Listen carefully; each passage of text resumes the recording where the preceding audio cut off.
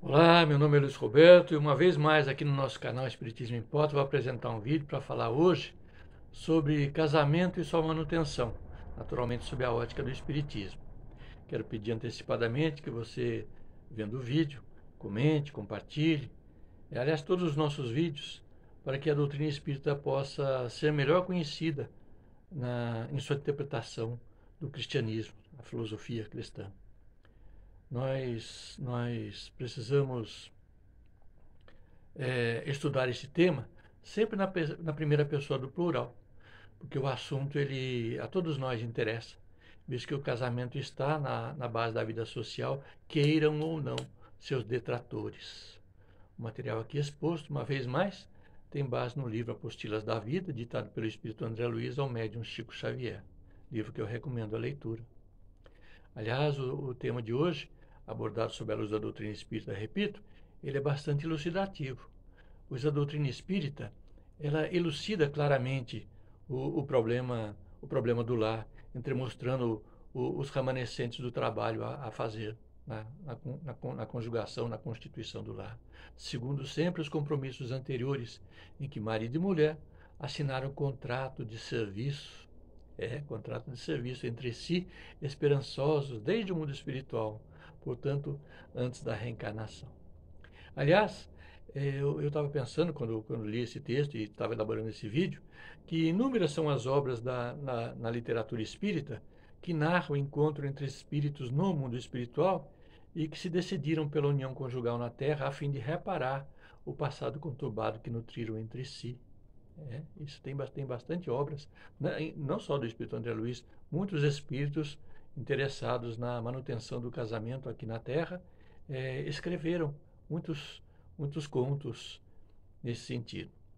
Espíritos muitas vezes indébitos, no caso dos espíritos que vão reencarnar, que assumiram o compromisso desde o mundo espiritual, muitas vezes com débitos recíprocos ou por terem juntos feito escolhas inadequadas, né, equivocadas, e que repercutiram para além deles mesmos, alcançando outras pessoas, eles querem e precisam corrigir o curso de suas próprias existências, reparando então os erros de ontem numa nova encarnação sob os laços do matrimônio. É assim que na Terra, reencarnados, homem e mulher, dois espíritos doridos sob o aguilhão do remorso, ou então tangidos pelas exigências da evolução, eles se encontram ou se reencontram no matrimônio, convencidos de que sua união conjugal é, sobretudo, o esquema de obrigação regenerativa necessária. Ou podemos dizer no plural, né, o esquema de obrigações regenerativas necessárias para que esses espíritos, então, sigam adiante com maior segurança. Vale recordar que o casamento, ele, assim como outro tipo de parentesco, é sempre uma ferramenta de que se vale a lei de progresso para o fim de que as criaturas de Deus se reconheçam como centelha divina, portanto, vindas da mesma fonte, pois Deus é único, e de que devem nutrir entre si maior, maior harmonia na experiência vivida em comum. Assim, então, que reencarnados, esses espíritos reencarnados, convencidos dessa necessidade, cheios de esperança, se buscam na Terra para a tarefa edificante na constituição de um lar. Constituição de um lar. Vale observar que nem sempre, né? Nem sempre são bem-sucedidos em suas decisões desde o mundo dos espíritos, pois apesar de seus convencimentos como espíritos, vivendo na erraticidade, nem sempre levam adiante seu projeto regenerativo, quando reencarnados e unidos pelo matrimônio. Isso acontece.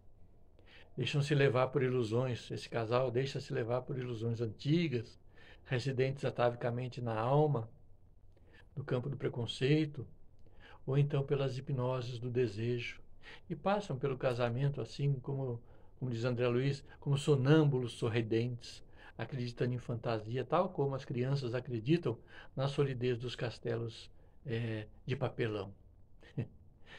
Essas criaturas, então, casados, quando se reencontram na Terra e se unem pelos laços do matrimônio, inevitavelmente surgem para eles as realidades que sacodem a consciência do casal.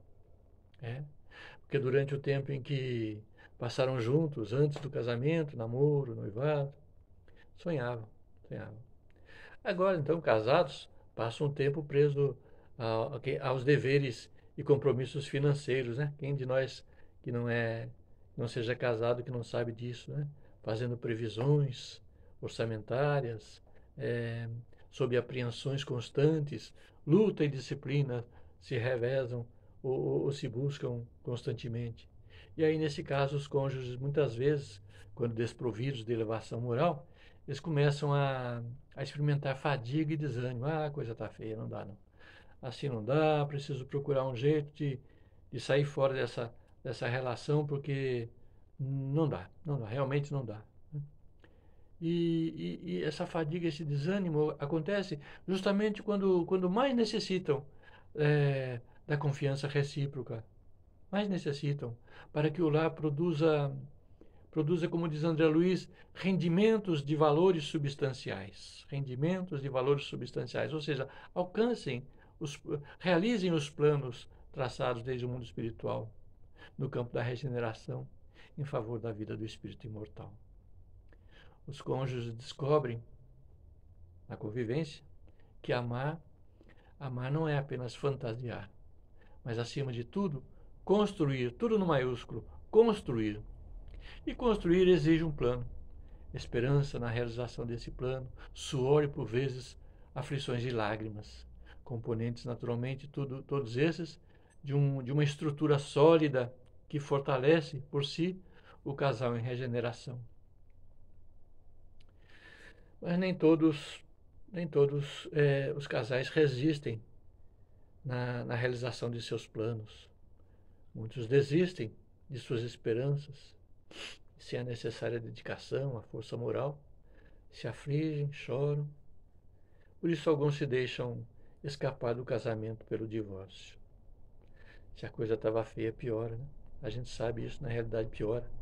Uma vez conversando com um moço que havia se divorciado, falávamos sobre esse assunto, na casa espírita na qual eu frequento e sou trabalhador, era uma segunda-feira, eu era o orador da noite, e ele falou em favor do divórcio num determinado momento, e eu perguntei para ele, e depois que o senhor se divorciou, como ficou a coisa? Ele baixou a cabeça, pensou um pouquinho e sussurrou. Piorou muito, piorou muito. Então muitos deixam se escapar do casamento pelo divórcio. Observe que até tem uma história também, tem uma moça que eu conheço, um casal que eu conheço, que a moça disse assim, numa reunião familiar, ela disse assim, na qual eu estava presente, ela disse assim, se o fulano me deixar, ele vai ver só. Eu vou perseguir ele, quem ele arrumar como sua nova companheira, ao resto da vida. Ela disse isso. E eu fiquei imaginando o sujeito, fique quietinho, fique onde você está, fique com a sua esposa, vá adiante, enfrentando as dificuldades, porque ambos precisam dessa reciprocidade em termos de tolerância pela convivência, né? Observe que quando o espírito André Luiz ele ditou esse tema ao médium Chico Xavier, os tempos eram outros, né? Os casais namoravam, noivavam, para só depois se casarem. Não é bem assim hoje. Hoje, inclusive, hoje a figura do casamento ela vem sendo atacada. Existe um ataque muito grande contra a figura do casamento e contra a família tradicional, desprezada sempre por pessoas, o casamento e a família desprezados por pessoas em franco e visível desequilíbrio moral. A gente vê pessoas públicas, muitas vezes magistrados, a gente observa artistas que em entrevistas, seja no YouTube, seja em programas de televisão, se revelam de si uma ojeriza pelo casamento e pela família tradicional. Infelizmente, isso tem acontecido a miúde. Tem acontecido a miúde. O casamento, se a gente quiser encarar realmente sob o aspecto espírita cristão, e para todo o cristianismo, na verdade, o casamento ele é sinal de evolução e progresso humano. Ele é uma instituição que assegura não só o cumprimento das vias regenerativas, como orienta o Espiritismo, entre espíritos às vezes antagônicos, mas uma união, nesse caso, realizada sempre sobre a vontade, à mercê da vontade divina, mas também o casamento ele favorece ele demonstra um indício civilizatório em que ficam assegurados, então, por exemplo, apenas a título de exemplo, os direitos sucessórios na legislação civil. É assim no Brasil, é assim na maioria dos países do mundo.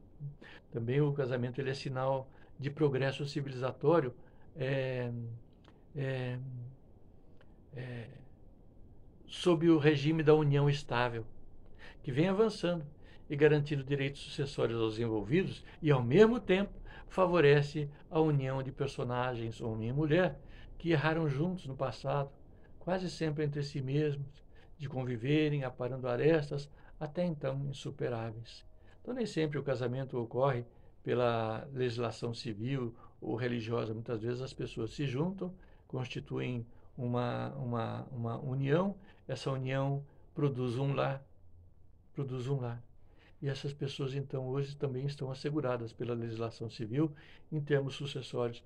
Por exemplo, o importante é que as pessoas se conjuguem, por isso laço conjugal, se conjuguem num propósito comum de regeneração e reparação dos erros do passado na constituição de uma família indo sempre adiante.